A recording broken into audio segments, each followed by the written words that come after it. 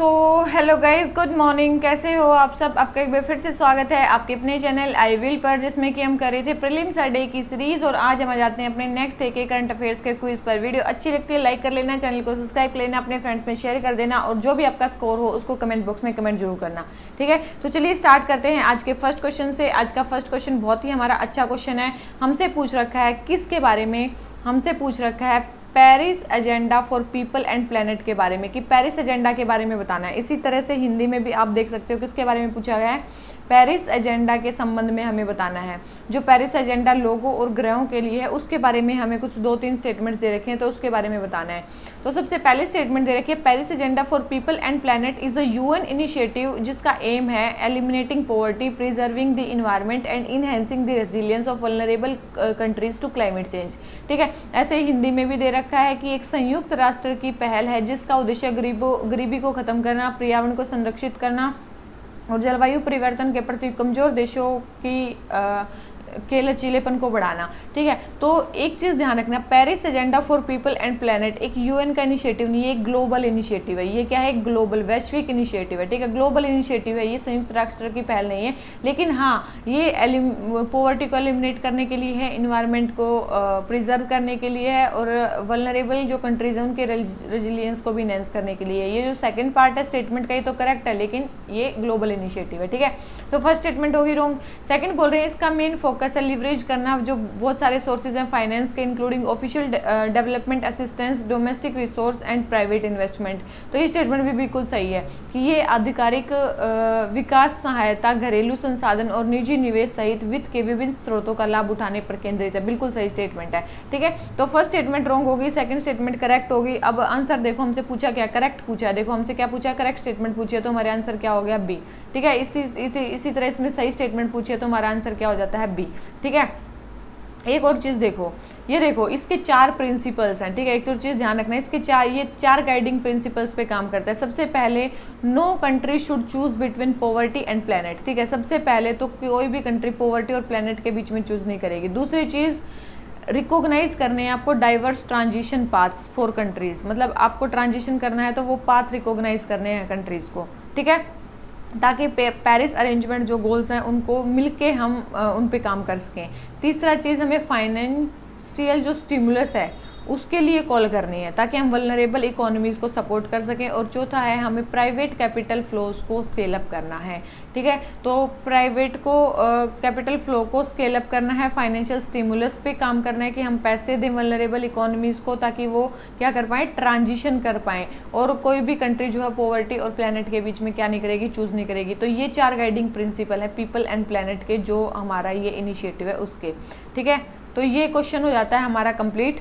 ठीक है, तो ये हो गया हमारा कंप्लीट। आ जाते हैं अपने नेक्स्ट क्वेश्चन पे। ठीक है, तो हमारा नेक्स्ट क्वेश्चन क्या बोलता है? बहुत ही अच्छा क्वेश्चन है हमारा, ये देखो आपने पढ़ा भी होगा। सेकंड क्वेश्चन है हमारा नेशनल जुडिशियल डेटा ग्रिड के बारे में। नेशनल जुडिशियल डेटा ग्रिड के बारे में, राष्ट्रीय न्यायिक डेटा ग्रिड के बारे में हमें कुछ बताना है। हमें 4 स्टेटमेंट दे रखे हैं। सबसे पहले बोले नेशनल जुडिशियल डेटा ग्रिड एक डेटाबेस है ऑर्डर्स का, जजमेंट्स का, केस डिटेल्स का of district and subordinate court. बोले डिस्ट्रिक्ट और सबऑर्डिनेट कोर्ट की डिटेल्स का वो है डेटाबेस। तो आप सभी को पता होगा, बिल्कुल सही स्टेटमेंट दे रखी है ये हमें। ठीक है, बिल्कुल सही स्टेटमेंट है भाई, इनका डेटाबेस है। ये भी है बिल्कुल जिला और अधीनस्थ जो न्यायालय हैं उनके जो भी निर्णय, आदेश और मामलों का विवरण है, ये उनका डेटाबेस है। सेकंड बोल रहे हैं supreme court of India is not part of national judicial data grid. अभी रिसेंटली सुप्रीम कोर्ट इसका पार्ट बना है, इसीलिए न्यूज में था। ठीक है, तो ये स्टेटमेंट रॉन्ग है कि सुप्रीम कोर्ट इसका पार्ट नहीं है। नहीं, बिल्कुल सुप्रीम कोर्ट इसका पार्ट है। तो ये स्टेटमेंट रॉन्ग है कि ये बोले भारत का सर्वोच्च न्यायालय इसका पार्ट नहीं है। नहीं, सर्वोच्च न्यायालय भी इसका पार्ट है। थर्ड बोल रहे हैं national judicial data grid was built as a part of phase 2 of e court project. बिल्कुल, ई कोर्ट प्रोजेक्ट के रूप में फेज 2 में नेशनल जुडिशियल डेटा ग्रिड को लाया गया। ये स्टेटमेंट बिल्कुल सही है। ठीक है, और ये ई कोर्ट प्रोजेक्ट जो है ये हमारा सेंट्रली स्पॉन्सर्ड स्कीम है, याद रखना। ई कोर्ट जो प्रोजेक्ट है ना, ये सेंट्रली स्पॉन्सर्ड स्कीम है। ठीक है, याद रखना इसको। फोर्थ बोल रहे हैं national judicial data grid aims to manage and reduce pendency of cases. बिल्कुल, तभी तो ये लाया जा रहा है ऑनलाइन, इसलिए तो किया जा रहा था कि पेंडेंसी ऑफ केसेस को रिड्यूस किया जा सके और उसको मैनेज किया जा सके। बिल्कुल, तो ये भी स्टेटमेंट सही है। तो first, third and fourth statement सही है, सेकंड स्टेटमेंट हमारी रॉन्ग है। तो हमें बतानी है करेक्ट स्टेटमेंट। तो आपको दिख रही है इसमें से सही स्टेटमेंट कितनी है, 3 स्टेटमेंट करेक्ट है और 1 स्टेटमेंट जो है वो हमारी क्या है, रॉन्ग है। ठीक है, किसके बारे में, नेशनल जुडिशियल डेटा ग्रिड के बारे में।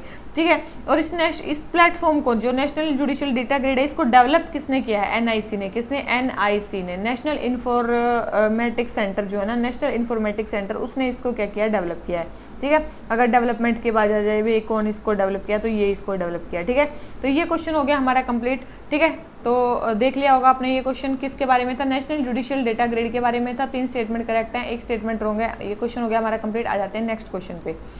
बहुत ही अच्छा नेक्स्ट क्वेश्चन है। क्या पूछ रखा है हमसे, हमें 3 स्टेटमेंट दे रखे हैं, उसके बारे में बताना है। किसके बारे में, रबड़ के बारे में। ठीक है, सबसे पहले बोल रहे हैं इंडिया जो है टॉप 5 प्रोड्यूसर और कंज्यूमर में से नेचुरल रबड़ का। दूसरा बोल रहे हैं in India majority of the natural rubber is cultivated in north east state.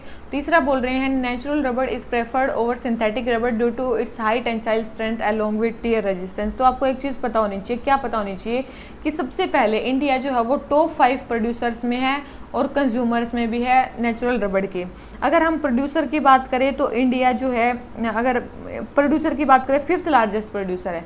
ठीक है, इंडिया 5th लार्जेस्ट प्रोड्यूसर है अगर प्रोड्यूसर की बात करें। ठीक है, प्रोड्यूसर की बात करें तो 5th लार्जेस्ट प्रोड्यूसर है और कंज्यूमर की बात करें तो 2nd लार्जेस्ट कंज्यूमर है। अगर कंज्यूमर की बात करें तो 2nd लार्जेस्ट कंज्यूमर है। ठीक है, तो ये कंज्यूमर 2nd लार्जेस्ट है और प्रोड्यूसर 5th लार्जेस्ट है। किसका, नेचुरल रबड़ का। ठीक है, तो बिल्कुल सही स्टेटमेंट होगी। और सबसे ज़्यादा वैसे नेचुरल रबड़, अब हम 5th लार्जेस्ट हैं तो सबसे ज़्यादा रबड़ होती कहाँ है और ज़्यादा किन किन कंट्रीज़ में होती है, तो आपको पता होना चाहिए। सबसे थाईलैंड हो गया, ठीक है, उसके बाद हो गया हमारा इंडोनेशिया, ठीक है, मलेशिया, इन कंट्रीज़ में मेनली ज़्यादा वो होती है। ये वर्ल्ड के मेजर प्रोड्यूसर हैं किसके, रबड़ के। ठीक है, फिर हमारा in India majority of the natural rubber is cultivated in north east state. तो आपको पता होना चाहिए मेजोरिटी ऑफ द जो नेचुरल रबड़ है वो हमारे साउथ इंडिया में ग्रो की जाती है। कहाँ पे, हमारे लगभग साउथ इंडिया में, केरला में मैक्सिमम, तो केरला हब है रबड़ का। ठीक है, केरला में अप्रोक्स 75% जो वो है वो केरला में ग्रो की जाती है। उसके बाद अब आता है हमारा तमिलनाडु, उसके बाद आता है कर्नाटका। ठीक है, तो मैक्सिमम इंडिया में, साउथ इंडिया में, और साउथ इंडिया में भी केरला में सबसे ज़्यादा, फिर तमिलनाडु में, फिर कर्नाटका में। ठीक है, तो नॉर्थ ईस्ट में नहीं ज़्यादा कल्टीवेट की जाती है। ठीक है, और मैंने बता दिया ये 75% जो है वो केरला में की जाती है। और याद रखना केरला में सबसे ज़्यादा होती है, इसीलिए जो रबड़ का सेंटर है वो भी केरला में बनाया गया। आपको पता होगा रबड़ बोर्ड ऑफ इंडिया, रबड़ बोर्ड ऑफ इंडिया आपने सुना होगा, ये RBI नहीं है, ये रबड़ बोर्ड ऑफ इंडिया लिखा है मैंने। ठीक है, तो ये रबड़ बोर्ड ऑफ इंडिया जो था ये आपको पता है 1955 में बना था और इसके हेडक्वार्टर केरला में ही है। कहाँ पे, कोट्टयम केरला में, कोट्टयम केरला में, याद रखना इसको। इसीलिए इसके हेडक्वार्टर वहाँ पे, क्योंकि सबसे ज़्यादा रबड़ वहीं पे होता है। ठीक है, तो ध्यान रखना इसके हेडक्वार्टर जो रबड़ बोर्ड ऑफ इंडिया के वो कहाँ पे, कोट्टयम केरला में। ये क्वेश्चन बहुत बार आता है, ध्यान रखना इनको। ठीक है, तीसरा बोल रहे हैं नेचुरल रबड़ को प्रेफर किया जाता है सिंथेटिक रबड़ पे ड्यू टू इसकी हाई टेंसाइल स्ट्रेंथ के कारण। बिल्कुल बिल्कुल तीसरा बिल्कुल सही स्टेटमेंट है कि जो भी है ये तीसरी स्टेटमेंट सही है हमारी।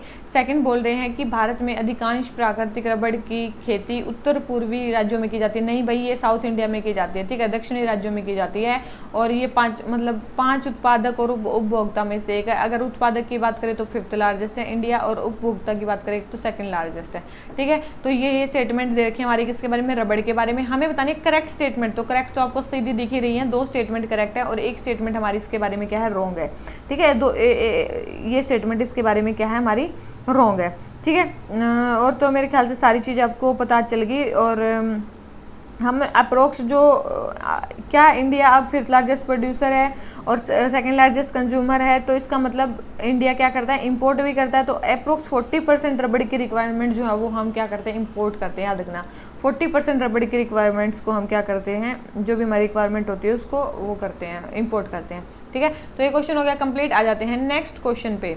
नेक्स्ट क्वेश्चन किसके बारे में है, रेड फायर एंट्स के बारे में। किसके बारे में, रेड फायर एंट्स के बारे में है, लाल अग्नि चींटियों के बारे में है। सबसे पहले बोल रहे हैं कि ये जो है मेनली साउथ अमेरिका में ओरिजिनेट हुई है। तो ये स्टेटमेंट क्या है हमारी, बिल्कुल सही है कि साउथ अमेरिका में ओरिजिनेट हुई है, बिल्कुल सही स्टेटमेंट है। दूसरी चीज़, they are invasive species that are ranked as one of the world costliest species to combat. बिल्कुल ये वर्ल्ड की मोस्ट कॉस्टलीस्ट स्पीसीज मानी जाती हैं जिनको कॉम्बैट करना या जिनसे मतलब मुकाबला करना काफ़ी मुश्किल है। बिल्कुल भाई। थर्ड बोल रहे हैं इनके पेनफुल जो स्टिंग है जब ये काट लेती हैं कैन कोज एलर्जी, एलर्जी कोज कर सकते हैं, और इवन फेटल एनाफ्लेक्टिक शॉक, बिल्कुल ये एनाफ्लेक्टिक झटका भी दे सकते हैं, बिल्कुल। तो तीनों ही स्टेटमेंट हमारी इसके बारे में सही है। किसके बारे में? रेड फायर एंट्स के बारे में। तो हमें बताने करेक्ट स्टेटमेंट, तो दिख ही रही है आपको करेक्ट कितनी है, तीनों ही हमारी इसके बारे में क्या है, करेक्ट है। ठीक है, तीनों ही स्टेटमेंट हमारे इसके बारे में करेक्ट हैं। और इसका अगर साइंटिफिक नेम बोले रेड फायर एंट का, उसका क्या नाम है? सोलेनोप्सिस और इनविक्टा। ठीक है, सोलेनोप्सिस इनविक्टा आ जाए तो ये क्या है? रेड फायर एंट है ये। ठीक है, रेड फायर एंट है ये, और वर्ल्ड की 5th कॉस्टली स्पीसीज है जिनको कॉम्बैक्ट करना वो है। ये वन ऑफ दी है, लेकिन उसमें भी रैंक किया जाए तो 5th कॉस्टली स्पीसीज हैं जिनको कॉम्बैक्ट करना बहुत मुश्किल है। ठीक है, तो ये सारी स्टेटमेंट इसके बारे में करेक्ट है। आ जाते हैं अपने नेक्स्ट क्वेश्चन पे। नेक्स्ट क्वेश्चन हमें क्या बोलता है? हमें बताना है कोंकण बेल्ट कहाँ पे है, मतलब कोंकण बेल्ट में क्या क्या आता है। आप सभी को पता ही है हमारा वेस्टर्न इंडिया, यहाँ पे हमारे ऊपर कोंकण बेल्ट, नीचे हमारी मालाबार बेल्ट। तो कोंकण बेल्ट कहाँ पे है हमारी? कोंकण बेल्ट है महाराष्ट्र, कर्नाटका और गोवा वाला जो रीजन है 1, 3 एंड 4, ये वाले रीजन में है हमारी कोंकण बेल्ट। केरला वाले में कौन सी है? ये हमारी ये वाली क्या बोलते हैं इसको? मालाबार बेल्ट। ठीक है, ये है हमारी मालाबार बेल्ट। तो ये स्टेटमेंट हमारी रॉन्ग हो जाती है कि मतलब सेकंड स्टेटमेंट तो उसमें मतलब सेकंड चीज़ तो उसमें होगी ही नहीं। कोंकण केवल और केवल ऊपर वाले रीजन को बोलते हैं। ठीक है, इधर है हमारा कोरोमंडल कोस्ट। ठीक है, ईस्टर्न साइड में।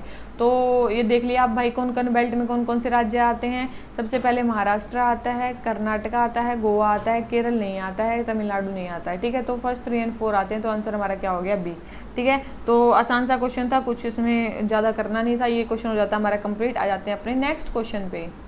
नेक्स्ट क्वेश्चन हमें क्या बोलता है? नेक्स्ट क्वेश्चन है हमारा किसके बारे में? नेशनल इनकम के बारे में।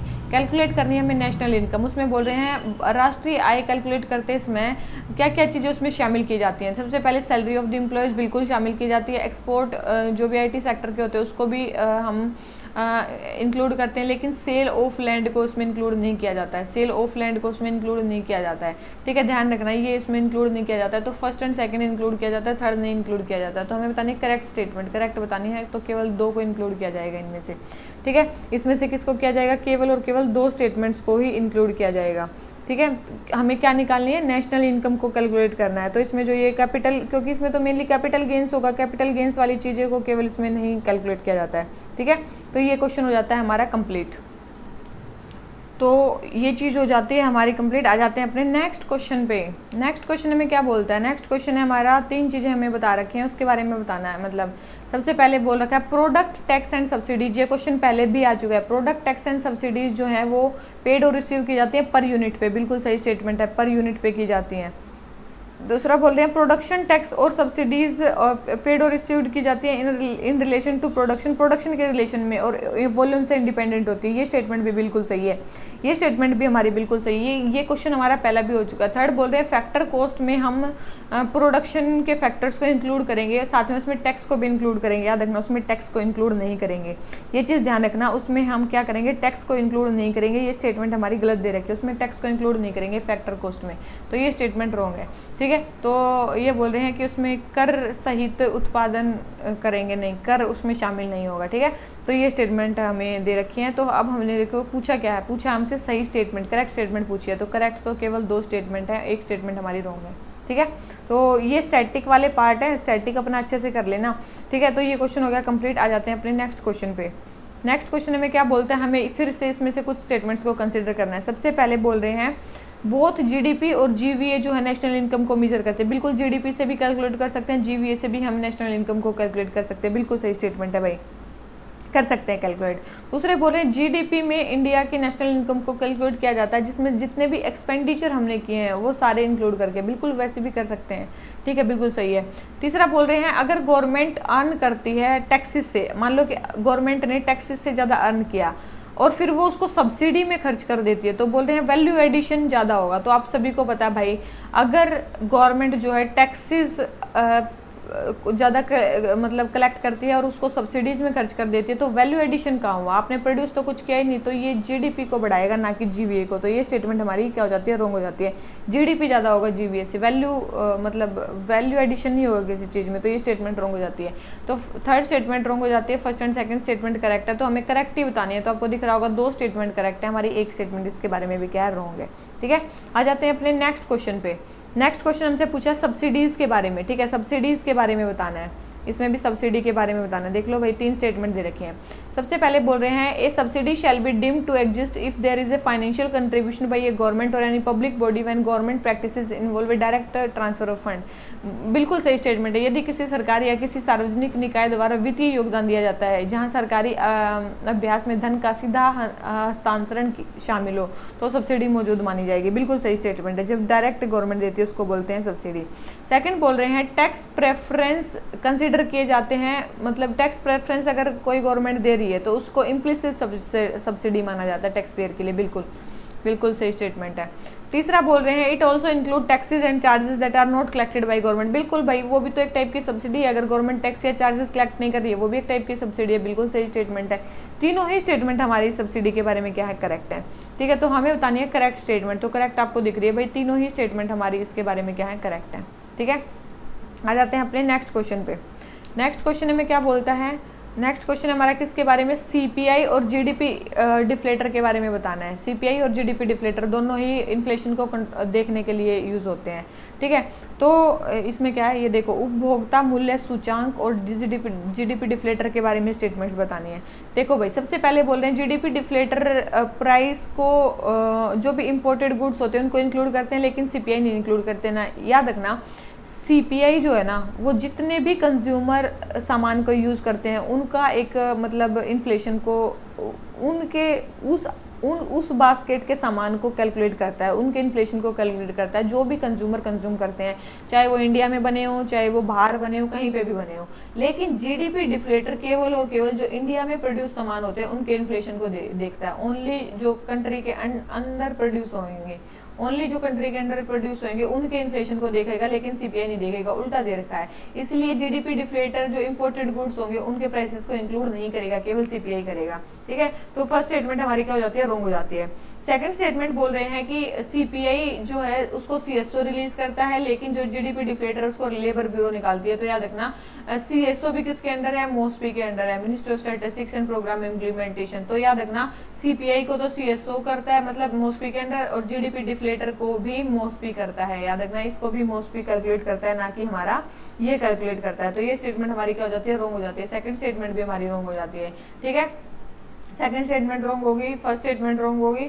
थर्ड बोल रहे हैं, जो सीपीआई में वेट जो होते हैं वो कांस्टेंट होते हैं, लेकिन वे प्रोडक्शन लेवल के अकॉर्डिंग चेंज हो जाते हैं। ठीक है, तो ये स्टेटमेंट हमारी क्या है? बिल्कुल सही दे रखी है भाई। ये थर्ड स्टेटमेंट तो हमारी करेक्ट है कि बिल्कुल भाई, मतलब वैसे तो सीपीआई में जो वेट्स होते हैं वो कांस्टेंट होते हैं, लेकिन जीडीपी डिफ्लेटर में वेट जो है वो प्रोडक्शन के हिसाब से चेंज होते रहते हैं, क्योंकि जीडीपी डिफ्लेटर क्या होता है? जितने भी कंट्री में सामान प्रोड्यूस होते हैं उनका इन्फ्लेशन को चेक करता है। तो अगर उनका प्रोडक्शन लेवल चेंज होगा तो जीडीपी डिफ्लेटर के भी जो आइटम्स होंगे वो चेंज हो जाएंगे। तो ये स्टेटमेंट बिल्कुल सही है। ठीक है, तो थर्ड स्टेटमेंट सही है, first and second statement wrong है। तो अब आप देखो, इसमें हमें क्या बतानी है? करेक्ट स्टेटमेंट बतानी है। करेक्ट स्टेटमेंट बतानी है, तो करेक्ट आपको दिख रही है, केवल और केवल एक ही स्टेटमेंट इसमें क्या है? हमारी करेक्ट है। ठीक है, केवल एक ही स्टेटमेंट इसमें हमारी करेक्ट है। तो कितने क्वेश्चन हो गए? कौन सा था ये? तो हमारे टोटल 10 क्वेश्चन जो है ना वो आज के कंप्लीट हो जाते हैं। ठीक है, इसी के साथ तो ये जितने भी हमारे लास्ट के 5 क्वेश्चन स्टैटिक के थे, 5 क्वेश्चन हमारे स्टार्टिंग के करंट के थे, तो आज के हमारे टोटल 10 क्वेश्चन हो जाते हैं कंप्लीट। वीडियो अच्छी लगी हो लाइक कर लेना, चैनल को जरूर से जरूर सब्सक्राइब कर लेना, अपने फ्रेंड्स फ्रेगेंड्स में भी थोड़ा शेयर कर दो। ठीक है, और बस इसी तरह से हमारे से जुड़े रहो, वीडियोज़ को प्यार देते रहो, और बस ठीक है। Thank you very much, bye bye.